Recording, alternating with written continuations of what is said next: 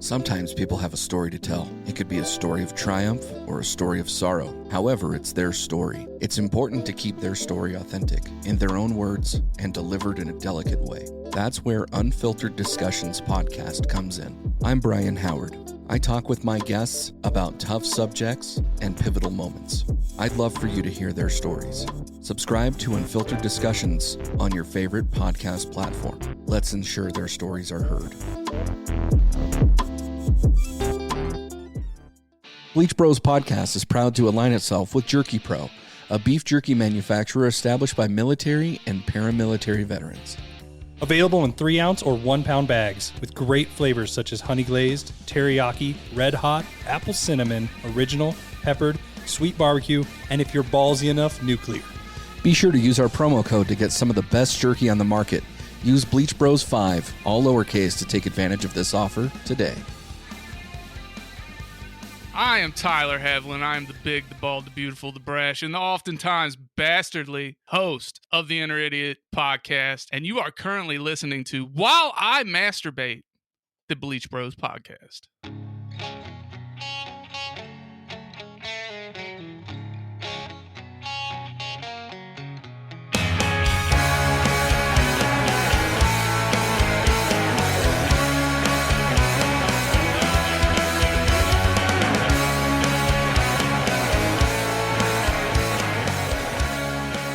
Welcome into the Bleach Brothers podcast. This is B-Word with a voice, may I add. For the last 2 weeks, I have not had a voice. And this is Jake with a penis. Well, I mean, I have a penis, I might add. I must say, dude, like, I have to ask for forgiveness for our audience and really for most of our friends. Because for the last 30 years, we've pretended that you have a very large penis. And I don't think that is the case, that you have a large penis after talking with your wife. Not to say that your penis isn't big. I just don't think it's the biggest one that she's seen in the medical industry. Oh, in the medical industry? Yeah. No, there's bigger ones out there. Yeah. But we never said I had the biggest penis. No. We said I have a big penis. Well, I mean, you know. So what do you want to do with that statement? I think that you're probably a better than average size penis holder. I mean, comparatively to me, I mean, what kind of conversation did you have with my wife? What happened here? I mean, we've exchanged some messages on it where she said that, you know, it's an average size penis. It is an absolute lie, dude. This is an absolute lie. What is wrong with you? Because you know what's funny? I actually met a friend the other day who does have a way bigger than me. And you know, it was funny because we were at the urinal and he goes, "Hey, I listened to your show." And I was like, "Cool." And then he goes, "Yeah." And then he shook it. And I went, "What?" He goes, "Yeah." And I knew what that meant. So I had to look, B-word. I had to look. And then I looked at his, and I looked at mine, and then he looked at mine, and he looked at his, and we just went, "Yeah." Yep. So what I'm going to say is, I said what you would usually say. I go, "Damn, that is a baby's arm holding an apple." Yeah. And he laughed so hard. He goes, "I've never heard that before." I was like, You've never heard that. Yeah. That is a baby's arm holding an apple. Mind you, it was a black arm. If anything, man, it's a newborn. It's 8 pounds, 6 ounces, 26 inches long. I mean, yeah. I nicknamed him Loch Ness, and he had, oh my God, it was, I don't know why he was wearing shorts that day. Did you hear the theory that the Loch Ness monster, so I guess when whales come, penises. when whales come, they actually like kind of turn over and their penis hits out of the water, and it's shaped very much like the Loch Ness monster, and that's the theory that what the Loch Ness monster comes from. B-word, is that what you do after you come? No. You roll over and No, not at all. Not at all. As a matter of fact, dude, like true story. Mm-hmm. The very, very first time that I came, I didn't have like any cum come out. Like it was just like the feeling of it. And I was like, oh, that's a good feeling. And I put my dick back and it was no big deal. Right. Went back to playing Mario Kart. Then the very first time that something actually came out, like I was in a habit at that point. So I put it back and it felt like I pissed my pants. And then I looked and like there was all this goo and I was like, well, that's not fun. And, you know, luckily I didn't really have any pubic hair at the time because that might have been pretty bad. But yeah, I mean, it's an experience. It's a learning thing for young boys that go through that, I guess. I think when I first was learning to come, I thought I was like a girl with squirting. I had to test the fluid to see if it was real or not. and like test with my fingers. I'd be like, nope, that's pee. See, I thought that if you had a erection and you urinated, that you were coming initially. Like that was the thought in my 4th grade mind or whatever that was. That's what happened. That was not it. That was not it. You can pee with an erection. Like that's been. I know. I do. So when you pee with an erection in the morning, like I do the Superman stand, like where you lean. But I did try the other day while having a semi to pee while sitting down, like in the morning. And I did like a Luke Skywalker, like attacking the Death Star move that it's never happened. It went straight, like the stream went right between the toilet seat and the bowl and perfectly came out and hit the door. Wow. It was like the most perfect shot I've ever had in my life. It was weird. That's amazing. That's amazing. Yeah, no, I sitting to pee first thing in the morning is like an amazing thing. I just not for me. I'm not waking up. I'm just kind of sitting there. The everything holds it down for me because I'm also not blessed in areas that other people are with, infants in their pants. So it's actually a pretty pleasurable thing to be able to sit and pee and I'm totally fine with it. During the day, however, that's a much different thing, dude. Like especially like if I'm pee-pee dancing, like have you ever pee-pee danced to the point like where you knew that you weren't going to make it into what is a pee-pee dance? Like when you have to pee, dude, and you're sitting there and you're dancing. No, I go pee. Oh, Jesus Christ. I've never I'm not like rain dancing outside like an Indian, like, oh, it's going to happen. Then I'm just you've never fucking had to pee then. So shut your mouth. I've had to really pee bad, but I've never been like dancing around about it. Has your zipper ever gotten stuck to the point that you're just like, that's a different story. That's a different story. That's where I'm in the bathroom where it's like I'm struggling. But I'm not dancing. I'm struggling. No, dude, I'm fucking doing the hop because at this point I'm trying to figure out, okay, am I pissing my pants? Am I pulling my pants down to my ankles? Or am I just like pulling the pants down and like hopping in the shower? Can I ask you a personal question? Yeah. I know we're really personal right now anyways, but have you ever just peed your pants just to get the relief? No, dude. What the fuck? I have. I've peed my pants. That doesn't shock me. I peed my. That doesn't shock me. Now, what? Shit myself. But peed my pants. What flavor of Windex do you prefer too when you're licking windows?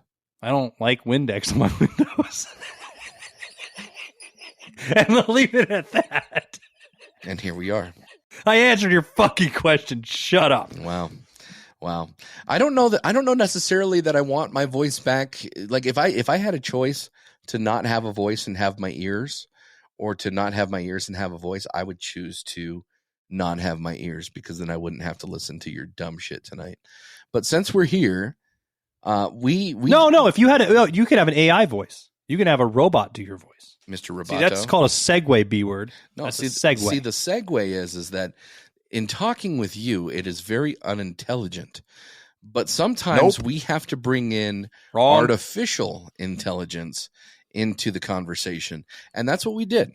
So behind the scenes, we try to come up with rundowns that have an overarching topic or a couple topics that kind of tie into each other, but also have something that we can have a conversation about and things that we're interested in, because we're not doing a podcast for things that we're not interested in. And artificial intelligence has been in the news recently. There's a lot going on with it. And we decided collectively that we would just type into ChatGPT to create a rundown for us. And that's exactly what happened. And then separately after that, we decided we're going to do the rundown as it's written without any changes and just see how it comes out. And I'm still disappointed there's not enough porn. There's no porn in this, actually. You'd think something that exists in the land of main porn, right? The internet, that with algorithms and everything, especially your computer, typing it in, that it would have came up with something with Sasha Grey or something, but no. How far back in the porn world are you going for Sasha Dude, Grey? I saw a great joke about it where this guy's like, I wish porn stars would come out and say they retired like our favorite football players. He goes, because I can't handle these new ones, dude. Like I like my stars from my era. I was never a fan of Sasha Grey. Ever. Neither am I, but I was a name that popped into my brain. Oh, gotcha. So our rundown today is completely about artificial intelligence, and the very first thing that ChatGPT told us to talk about is talk about what artificial intelligence is and just kind of talk a little bit about the discussion topics that we're going to go over. So Jake, in your experience, have you dealt with anything that has artificial intelligence? I re-downloaded Snapchat for a little bit to try to see that AI they got. Mm-hmm. And I just like everything, because fuck Zuckerberg and everything else, it told me it was going to like mute me and ban me because I argued with my own AI avatar for like an hour and sent you and Nomi screenshots of me yelling at this thing to suck my dick, and I hate it. And I was getting angry because what I wanted to do is I was trying to do what Barstool Sports or whatever they are, BR Betting was doing, where they were saying like, hey, who's going to get the most rebounds tonight? Because we know I'm a degenerate. No, that's all lies. So just so you know out there, people, that those don't actually exist. They've been making that up because all it says is, I cannot give you answers to a game, but I hope you enjoy the game. Like stupid answers like that. Right. So then it turned into me getting into hater mode and angry and then arguing with a fake, unintelligent robot for all night. Did you tell it to duck off? I did at one point, and it says, I do not like ducks. So you know what? Like I was so mad that it told me I wasn't allowed to talk to it anymore. Like how? Like you're my AI. I could do whatever I want to you, right? Like how? B-word? Well, and see, that's a very interesting point that you say it's your AI. Like you can treat it a specific way, because I too didn't really know what was going on separately, and I had that little my AI thing on Snapchat, and the first thing I did was tell it to fuck off, and it told me like, that's a really inappropriate thing to say. And I was like, well, fuck you. And then it's like, well, you really shouldn't be talking like that, or we won't have a conversation anymore. I said, good, you cunt. And that's where I left it. I haven't even read what it responded. So, a brief overview of what we're going to discuss today is some benefits of AI in society. We're going to talk a little bit about what we have. And mind you, B-word, to interrupt you, we're reading this out, people, because the AI told us to read this out. Yes. So continue. Yes, because the bullet point says overview of the episode's discussion topics. And so that is what we're going through. So benefits of AI in society. We're going to touch a little bit on the benefit of society, how it's currently being used. And then we're also going to talk about the detriment of AI in society, some potential negative impacts that AI brings to society, some examples of how AI could potentially be misused or cause harm, which I think it could be misused when it tells me that I'm not allowed to say fuck you. We're also going to talk about AI in the job market. Is it changing the job market? We're going to also talk about is it creating jobs? Is it replacing human workers? And then AI and privacy. This is one that I think we'll probably talk a lot about, because I'm curious what your purview is on this, what you think about privacy with AI, because a lot of the AI stuff, I don't know if we really trust it, but so we're definitely going to touch on some privacy concerns, sensitive information with AI. And then one of the last topics that we're going to talk about is pop culture, AI and pop culture. So some portrayals of AI in movies, TV, and books, kind of analyze those a little bit. And then the last topic that we're going to talk about is morality. I do think that that's going to be a fun conversation, because you and I might alter our opinion on that, but we'll have to see. So, and then of course we're going to end out the episode with a couple fuck yous and have a nice day. So that being the case, ChatGPT created this rundown for us. So Jake, how do you think that artificial intelligence can benefit society? What are some things that you see?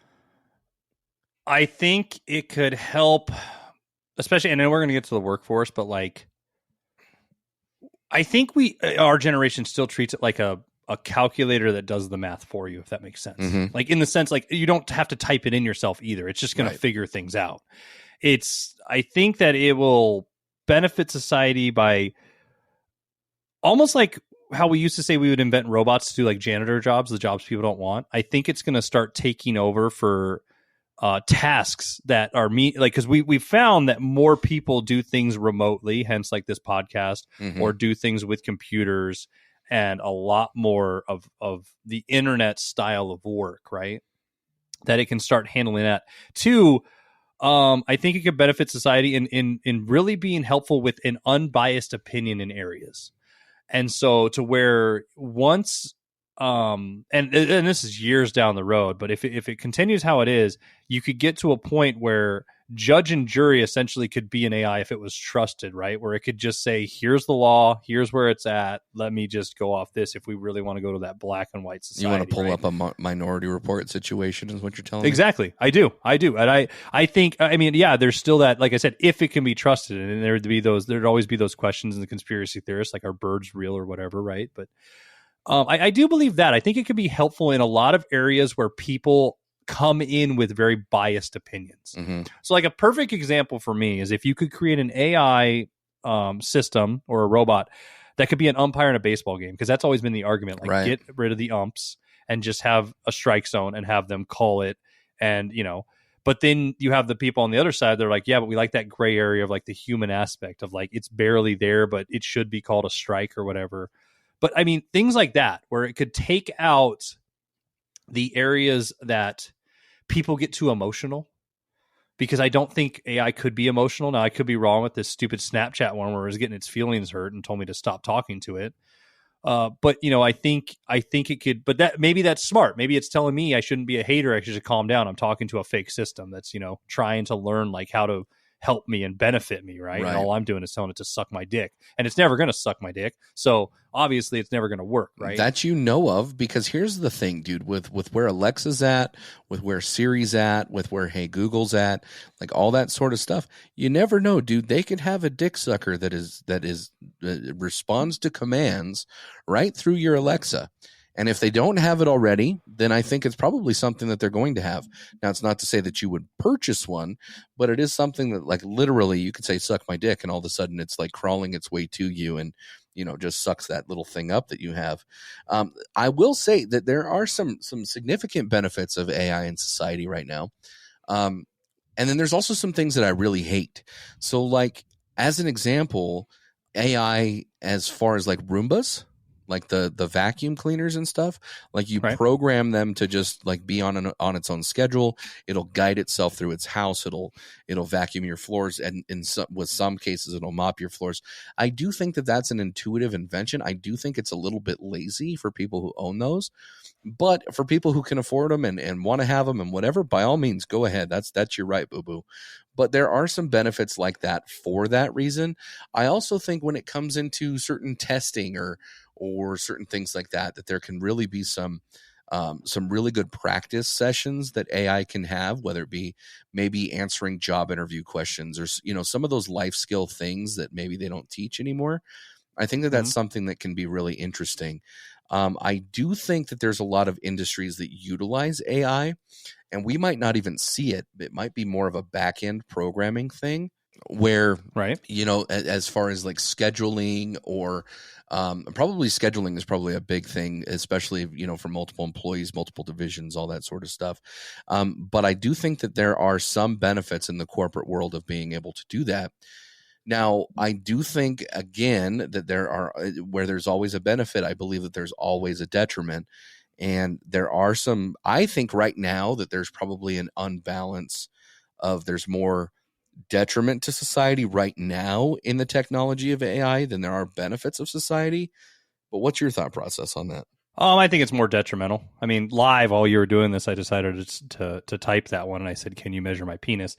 And it says, "This is inappropriate. I do not do that. Please stop talking to me about that." And then I said, "But if I send you a dick pic, can you do all the calibrations on all the numbers for me and let me know?" And it said, "Please talk about something else." So yes, unhelpful, detrimental. But I think there's three things that could be detrimental. Is one, society becomes lazier and not working, right? It's like how our parents used to say, don't use calculators because you'll never use your brain. Right. And it did get to a point where there are times like I don't do math as easy because I've been in meetings all the time and I work a lot with math. Right. Where it's like we all pull our phones out and just do it. And sometimes it's the most simple stuff, but you're just like, oh, what's you're 16 conditioned. times 10 again? Yeah. You're so conditioned to do it. Mm-hmm. And I think it would just become a condition for everything, just like social media and everything else, to rely on something else rather than your own ingenuity and mindset. Right. Another one is the fact that there is no gray areas anymore. It is essentially, if we relied on it, it'd be like, that is the way it is. And you'll always have those other thoughts in your mind, because I don't think people are built to have that complex with them. Right. And and to be able to just handle the answer without any questions. And I mean, because AI is essentially, here's an answer, right? Now, I understand that they say that it can, learn and adapt and do that, but I don't think they'll ever be emotional, right? And if they are, that's where those horror movies come from, right? Sure. Like iRobot and stuff. Sure. But the next thing is I think that it will turn into a detriment of just socially for people where there's no reason to interact. We're already seeing that with some things. Like I'm seeing it like when, you can talk to your Alexa and ask it questions and talk all night. I've done that just as a joke to see what happens. And, there's movies about it. Like I love this movie called Her, where, he ends up dating an AI program. And so it's those weird cases of like, how can you be detrimentally affected in your own mind without having to use it? And what I mean by that is people won't have to use their mind. They can rely on an intelligent source and then not have to be emotionally connected or socially connected or anything else. And so that I think is my biggest fear of it. I would agree. I think that there's, certain scenarios where I think it could be detrimental as well. Like as an example with online dating, if an online dating service had an AI matching service for you, like at some point do they not match you appropriately so you'll continue to subscribe to the service? Well, they already have rudimentary ones. I mean, it was a perfect example. When I was single, I was on Match.com. Right. And I'll tell you right now, I already had a hard time trusting it because there was those things they were like, we'll break down an algorithm. And you answer questions. Like I said, it is very rudimentary because it's like you answer questions like, where would you like to go on a date? Beach, forest, or whatever, right? And if you said forest, of course, it's going to go, okay, all these people said forest, so you're probably going to match with them on this aspect. Mm-hmm. And it's like, it's one of those, like, I don't know what types of tests they were when we were in high school, but like emotional tests or whatever. It's a personality test or whatever. But the other thing is when you sign up as a guy, and I don't know what it is like on the girls' end, when you sign up as a guy, you start getting all these like messages from random girls if you're not on the site enough. Because I don't know if you were ever on Match.com. I wasn't on Match, but I've been on other ones, and it's the same thing. But it's thing. Like, and they're fake, and you're like, okay, is it now? And that's the question, right? Is this the program doing it, like the company, to make sure you're still involved? Because, I got 6 messages today, so people must be liking me, and then you realize they're not real or whatever, they don't respond or whatever. Or is it people like in India that have no fucking like time and they're just fucking with us Americans over here on that? You know what I mean? Right, exactly. And that's the thing that I don't think that we'll know. From a corporate perspective, corporations have goals of profit. They have goals of being able to shrink out fraud. They have goals of being able to hire effectively. They have goals of, managing different departments in certain ways that I do think, again, that AI can potentially solve or at least bring a helpful hand to. But I think if the AI is aware of the ultimate goal of profit or is aware of the ultimate goal of maybe getting rid of employees or something like that, I do think that eventually the AI can potentially act upon those goals. And that's what scares me with that. I do think that there is a potential for harm when you're talking about AI to be able to take jobs. Like as an example, the big thing is that, burger flippers at McDonald's wanted to have $15 an hour minimum wage. And that's in essence kind of happened over the last few years. And what have we found? Well, now there's more ordering through apps. There's more DoorDash and Grubhub, which don't necessarily replace people, but what it does is it makes it convenient, right? But in the same breath, they now have introduced Taco Bells, where it's literally not staffed. It's completely AI operated, and it's done in that manner. So, it's one of those things that I do think it can cause harm in that way. I want to piggyback though on one of the things that you said that I think is super important, is that I believe that AI, especially if you're sitting there chatting with an AI bot constantly about whatever you think is going on in your mind, it's really going to remove you from society, and it's going to remove you from some of those communication venues that you would have with friends or loved ones or whatever that might be. And I do think that it might have more of a negative effect on mental health and also your social ability or your socialization, if you will. And I think that that's probably my biggest concern with AI, because again, you talked about the movie Her. There's also the movie Jexy, and there's so much in pop culture, and we'll get to that here soon, that just has the warning signs that once you're removed from society, you almost are removed from the responsibility of the integrity and the ethics of society. And with that, now you're dependent upon the integrity and the ethics of AI. And I do think that that is scary, because I think that AI is one of those things that can definitely bring a benefit. But if nobody's managing the AI process, like, is it just eventually going to run loose like the Terminator? Right? We just don't know.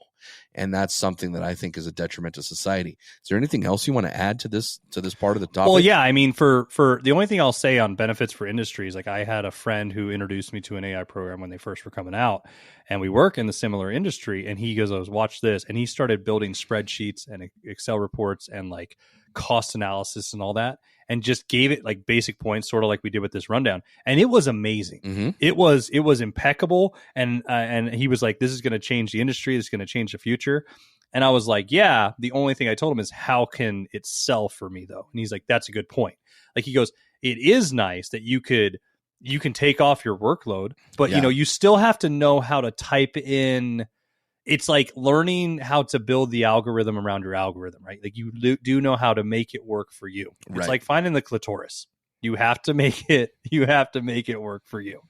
That's all I have on that section. So what does Mr. Chat GBT, whatever it's called? Well, the one thing that I'll add to that you were talking about is that once somebody pulls the electrical plug out of this, like, you lose it, right? Potentially. Because I don't think that AI runs off of kinetic energy or anything like that. So when that happens, does society just crumble if people are dependent on it at that point? Or are they still able to do the tasks? Because that's something that, when California is trying to ban gasoline cars as an example, but then they're telling the electric car owners not to charge their vehicle because the electric system is running down. You almost think of things like that where, well, what's going to happen when there's not enough energy to be able to run these AI systems or whatever, right? So I do think that there's that. Up next, though, is AI and jobs. We've talked a little bit about this. I think that this is fascinating because I do think that AI is starting to change the job market. I've played around with ChatGPT a little bit, in a sense where prior to creating a rundown, I was asking it to create commercials. I was asking it to create promos. I was asking it to give me a scenario as to why what team would win the championship and what that would look like. Because it won't predict specific games, but it will try to at least lay out a scenario for you as to why that outcome could be possible. And I do think that that's pretty interesting. But when it comes to marketing, marketing department's probably mostly social media. When it comes to interacting with the clientele, I think for me as a client of a business or an industry, I know for me, I prefer dealing one-on-one with a person, whether that's a bank, whether that is a dentist office or whatever it might be, right? I don't want to call and get a recording and deal with the recording and go through all of that stuff. I want to be able to have the conversation and get whatever I need taken care of by a human. And one of the companies that I absolutely love dealing with is Southwest Airlines, because their customer service is just top notch. Southwest Airlines isn't a sponsor of Bleach Bros, but I do feel like I have to shout them out. If you're going to replace AI as an example, or replace the people as an example with AI, will AI still care in the manner that Southwest asks their employees to care about certain situations or certain people? I don't know, like you mentioned, if the emotion is there. And separately, if the emotion's not there, it's not going to be able to recognize the emotion in one's voice. So if somebody's crying because their spouse just died, as an example, is it, I'm sorry, I cannot help right? You It's just now. not going to have any bedside manner. And what does that look like from the business to consumer relationship? So I am fascinated with how this affects jobs. The funny thing is, though, B-word, it's everything's situational, right? So the minute you get shitty bedside manner, like, a rude person or whatever, you're like, oh my God, how nice it would be to talk to a robot. And then the minute you're not getting it, you're like, oh, I really wish I had a human right now. Right. And so, I mean, that's because I have times, like with some customer service, I love when you can chat on the computer with them and you're not actually having to talk on the phone. Absolutely. But then there's other times it's like, why can't I just call you and get this done?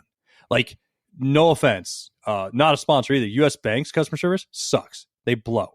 Like anytime I call them, it's like I get transferred to 6 different departments. Nobody knows. And they have an AI program that asks you, like, I'm going to ask you questions to get you to the right person. And every time, B-word, I don't know if maybe it is me, but I don't feel like, because I never feel like, one, the questions they ask me pertain to my problem. Right.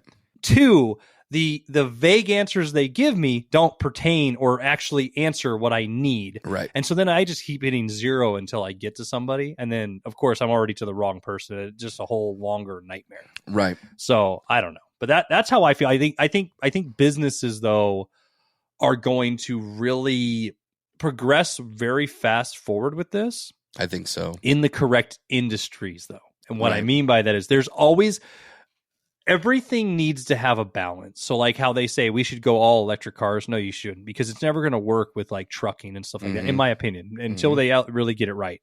So you can't say it'll work for every industry across the board, but it could work for other ones. Like Taco Bell, it works great for. In other restaurants, do I want it? Hell no. It's never going to work in a high-end steakhouse. Right. Right. Well, let's take a real quick break, man, and let's continue this discussion on the back end. The world's changing, and it's not necessarily for the better. Cancel culture is out of control. People that are claiming to be woke are actually more divisive and destructive than they will ever admit to. The silent majority's getting fed up. We're tired of normalization of things that should not be acceptable. We're tired of division. We're tired of fighting. A lot of us just wanted to be left alone. A lot of people are worried that they're going to be canceled, that people are going to come for them, that the woke culture is not going to allow them to have a voice or to have an opinion. Too many people in this world have gotten used to the idea that just because they have the loudest voices, they are somehow automatically right. They're way too comfortable using the false front of inclusion or acceptance to try and push hateful, divisive agendas. Instead of focusing on things we all have in common, they want to accent and highlight and push all the differences and forgetting the fact that we're all just people. It's time to bring back common sense. It's time to start focusing on inclusion instead of exclusion. It's time to stop worrying about things that happened generations before any of us were walking the earth. It's time to start holding people responsible for their actions. It's time to have the uncomfortable conversations. It's time to learn and grow and expand. I had to say at the podcast, having the uncomfortable conversations that need to be had. Available wherever you find your podcasts or at ihadtosayitpodcast.com.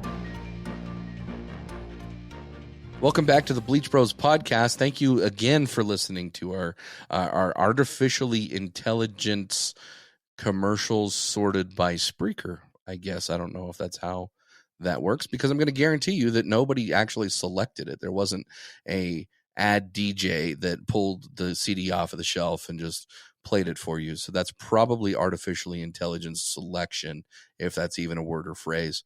But we're talking about AI in jobs and how AI is good in some industries and bad in others. But I do think that when it comes to artificial intelligence in the workforce, is there an opportunity to create jobs from it, or do you think that it will continue to take jobs from human workers?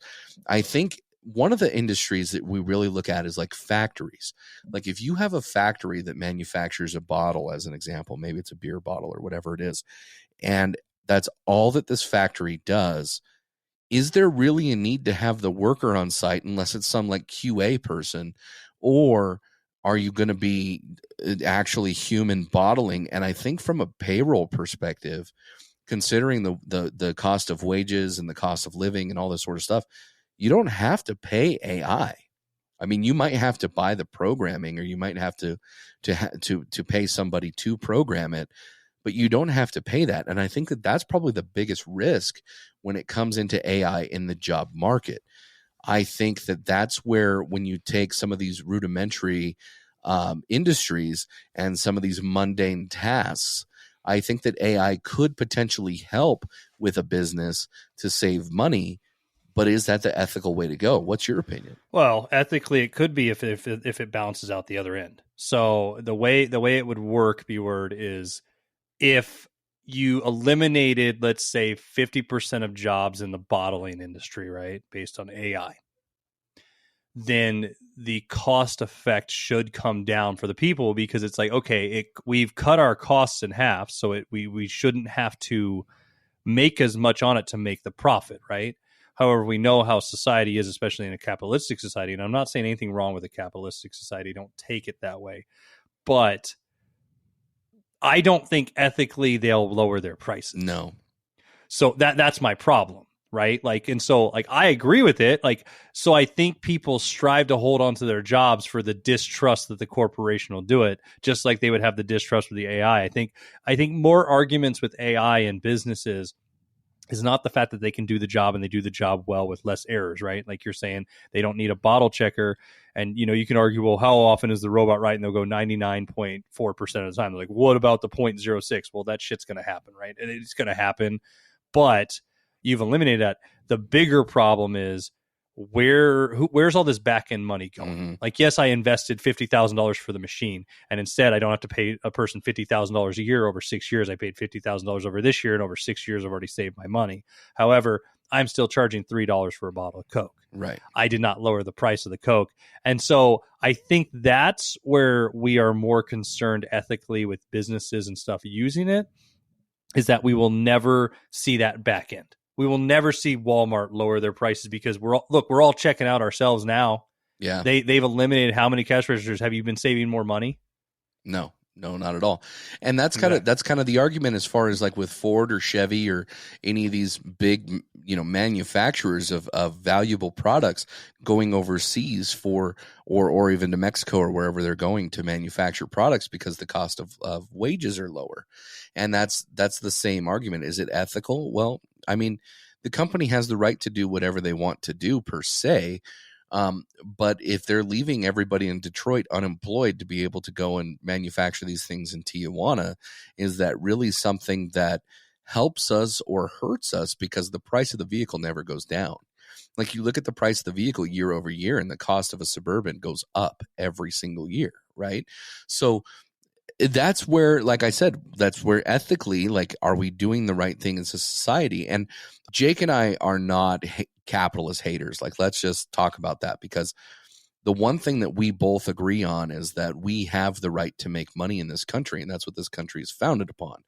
However, when it comes into like people purchase the EpiPen and then they start selling that at $100,000 a needle, that's not right. That's not ethical. However, if they increase the cost based off of, you know, 1 or 2% year over year, that's their right to do that, because they own that, and that's the price, and that's all of that.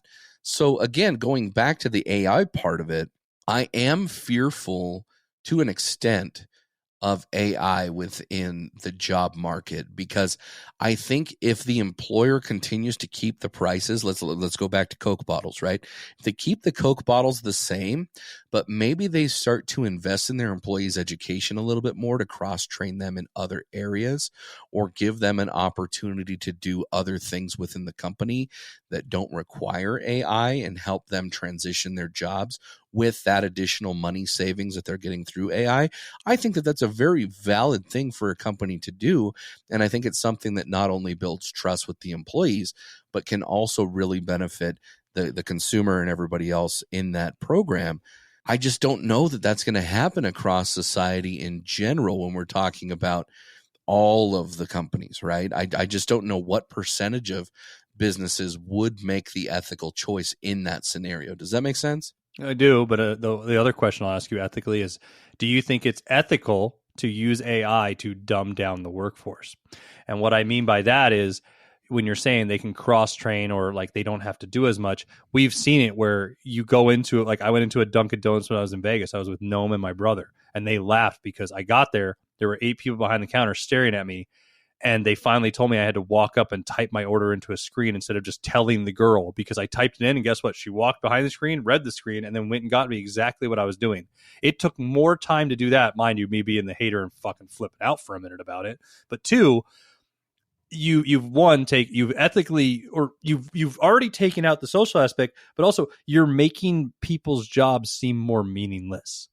And so what I mean by that is they're not having to do as much. So do you feel like there's an ethical problem too by dumbing down society? Oh, of course.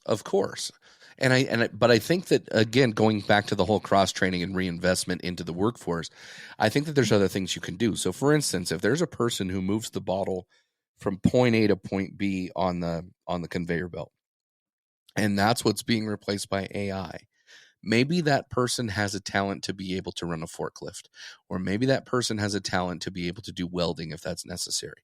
Maybe that person has a talent to do something else that could potentially make them more money, has a need within the industry, has a benefit to the company, and that's something that can be looked at. Or maybe the company says, okay, fine, like we're losing a segment of the workforce. But what if on that segment of the workforce, we end up giving grants or scholarships or whatever it might be to local community colleges to be able to build the workforce as to where we need it?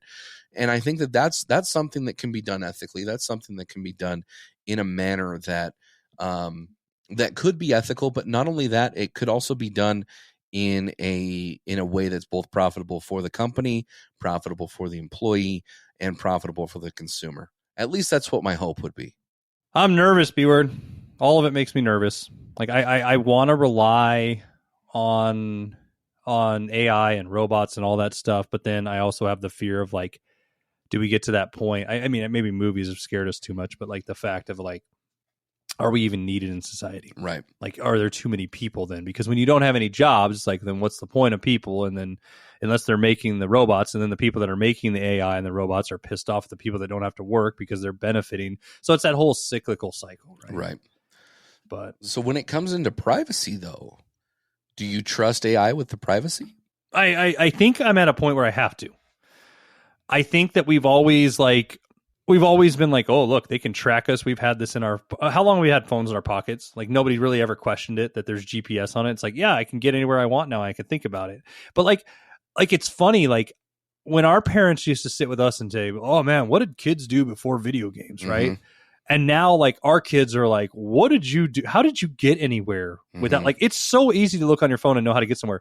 But back in the day, I used to call you and be like, oh yeah, you go down this road, you turn left, then you turn right here. And or print MapQuest.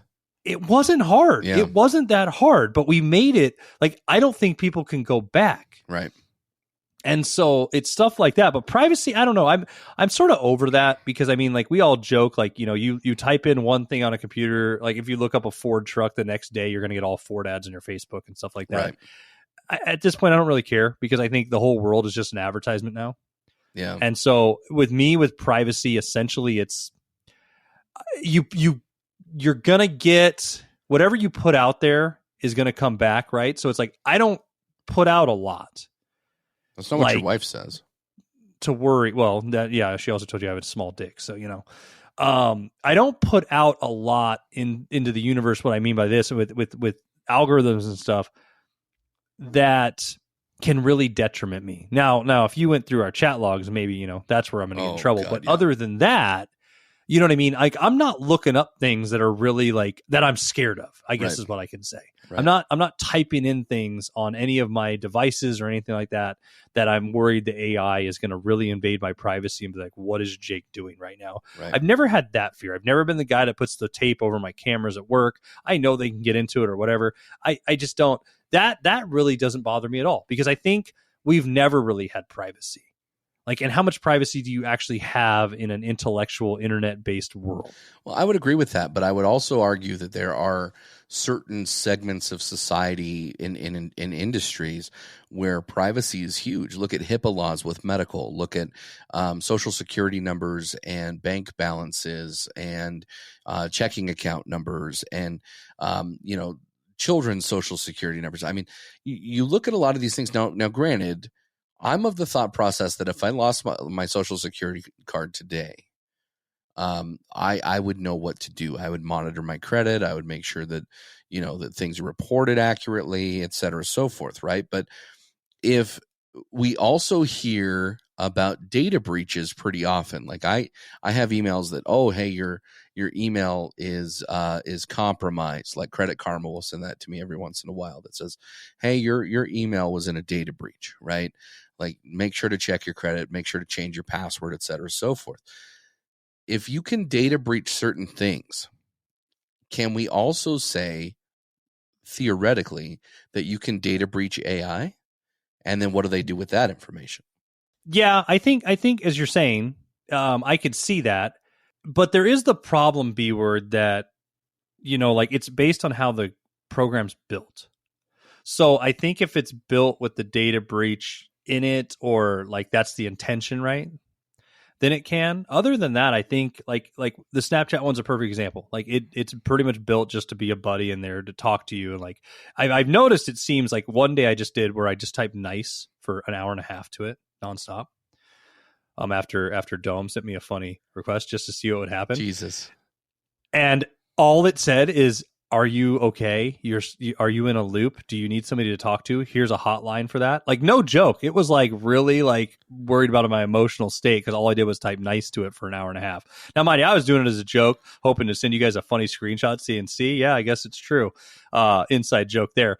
But I don't know. Again, I'm not going to use certain. I'm of the mind. I'm just not going to use the program if I'm that worried about it. Right. Like, I guess AI in the workforce, I would be like, if I went to work somewhere and they're like, "Oh, we 100% use AI," I'd be like, "Fuck," you know what I mean? But like, I choose not to have Snapchat. Like, I did it for this episode to have fun with some certain things, but it's gone. It's already off my phone. I don't need it. It's just not an app for me. There's a lot of those things. Like, I don't go on ChatGPT. You did. Right. Like, I just don't use them. So it's like, do I use Facebook? Yeah. And what do I use it for? To yell, "Fuck the Golden Knights," post pictures of my kids, and, essentially talk to my friends. That's about it. Like, if it's AI tracking that, like, I think all it's going to say is Jake does not like the Golden Knights. I think that, and he loves his children. I think that's all AI is going to come up with me on there. And he says, "Suck my dick" a lot. But like that, I'm not worried. What do you think if AI just up and decides to release private chats from Facebook? Oh, everybody's fucked. Then everybody's fucked. Like, that's the thing. And to me, that's a data breach thing where it's like, that's if AI, like, I feel like that's if AI got to the level where it was so intelligent, like, screw people, let's just cause mayhem and have them kill each other. Yeah. Right? You know what I mean? Like, yeah. But I don't see that. Here's the thing too. Facebook can already track what me, you, and all of us are writing. Like, they can say all they want. They can't really get into it. Oh, they do. We all know I'm they sure can. They do. It's like when I called one time going, "Hey, can I get a text log of this one thing?" When I called the phone, we don't do that. It's like, yes, you do. Because if the cops showed up, guess what? You're going to show them all my text messages. Right. So suck my dick, shut up, and just tell me. Exactly. So I guess privacy is probably a pretty open and shut topic for us because we tend to have at least the same thought process on that. So I would rather AI not be used for privacy, I guess, if I'm saying my preference. But can you really trust humans as well when it comes into private matters? So there's that. So I think this one's going to be a little bit more of a fun topic for the both of us. AI and pop culture.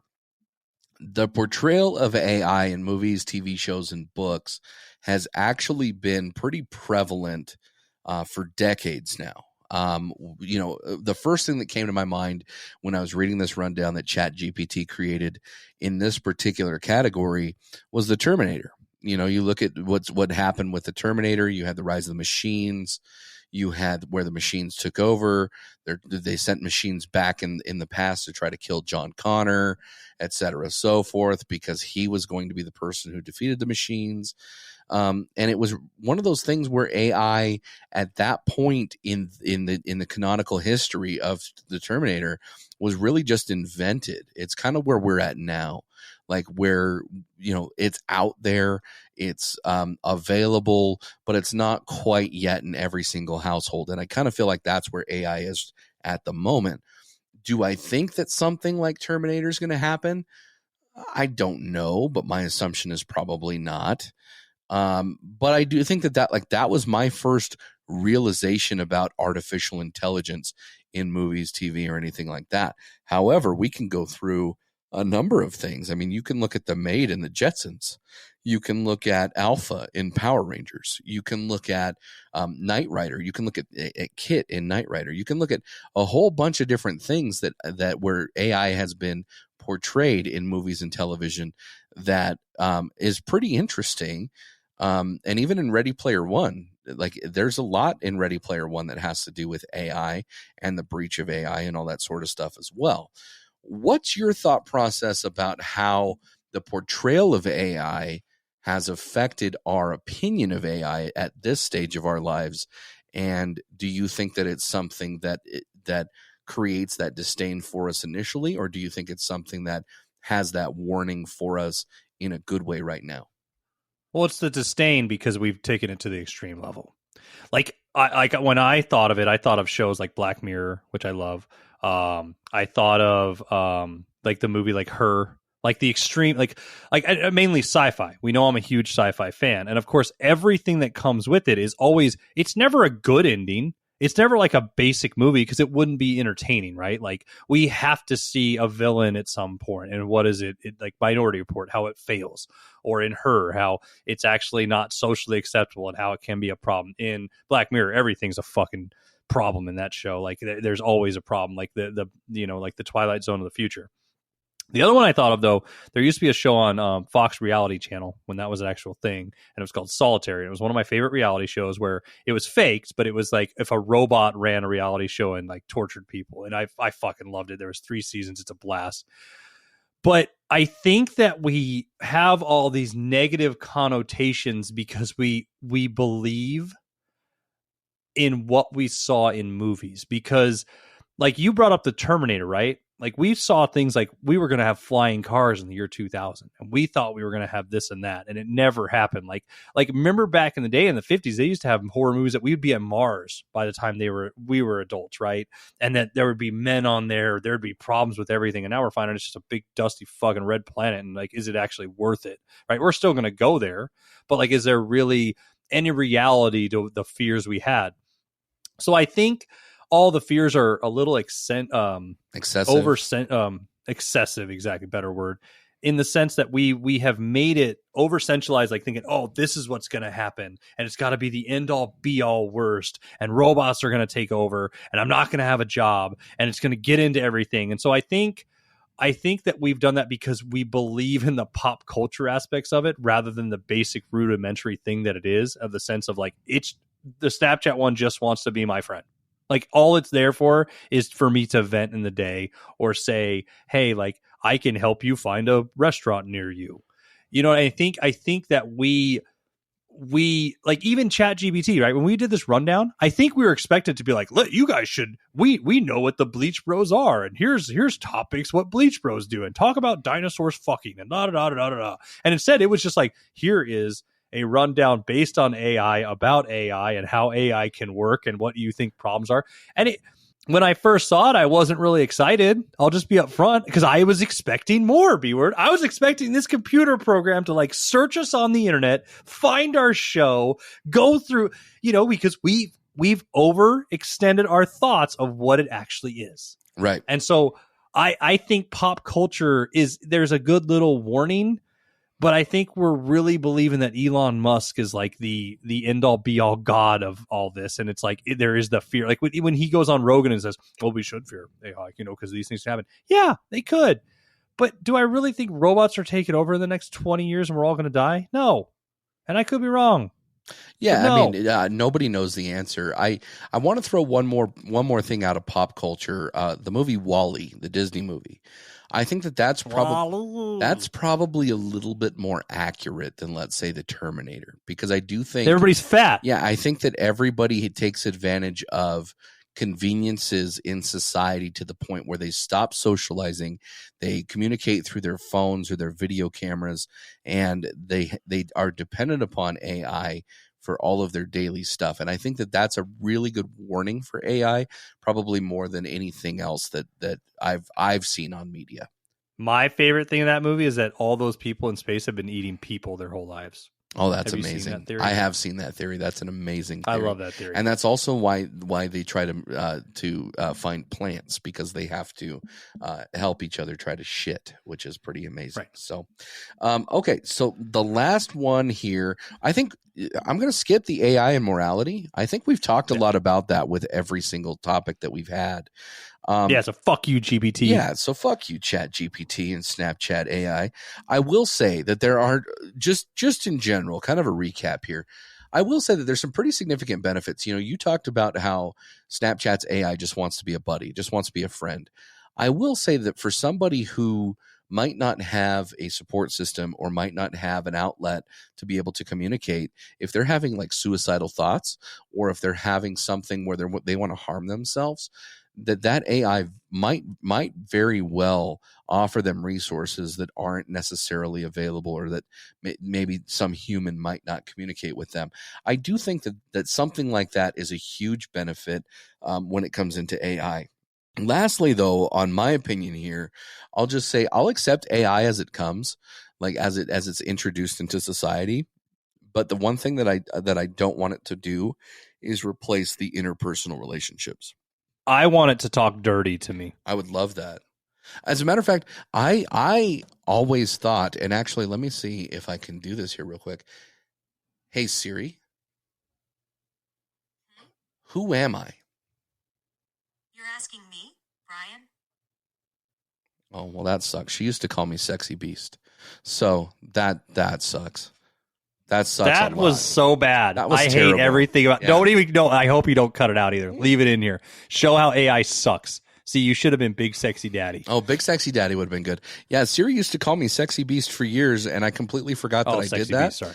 And what happened was I had asked Siri a question at some point, and next thing you know, she responds and she ends it with Sexy Beast, and I was like, oh shit, I forgot that I actually did that once. That was pretty awesome. Nice. So I don't know. I don't have any points. Originally, when you did that, I imagined Jerry Springer, his Jerry Thoughts at the end of his show, or whatever it was, right? That moment of you sitting on a stool telling us like how robots are good for us. And I know I kept saying robots to everybody out there, and you can get pissed off at me all you want, but when I think of AI, I think of robots. Well, and I think that there's a pretty significant difference. Like you can program a robot, right? But the robot might not have artificial intelligence. Right. It could just be a basic robot correct. that just lifts a thing. But in my mind, in my Jake brain, it is both in one. And with that, thanks for all the dirty talk, and come back and get sanitized.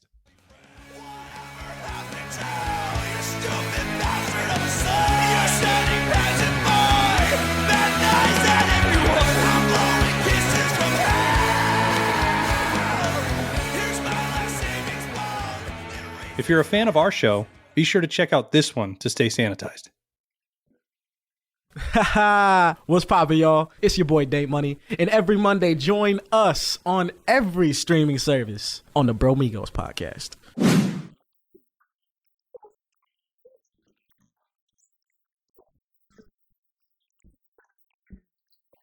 Come talk shit with your boy Panama Red.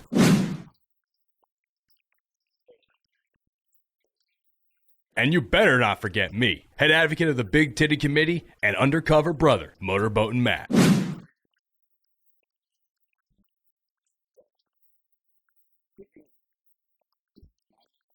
And me, Hoochie Daddy Sleppy. I guess my new name is Hoochie Man Hunter. Now. Yeah! I was hoping you were going to say that. We talk all things sports, sex, and more. Coming to you raw and uncensored. Ain't nothing off limits.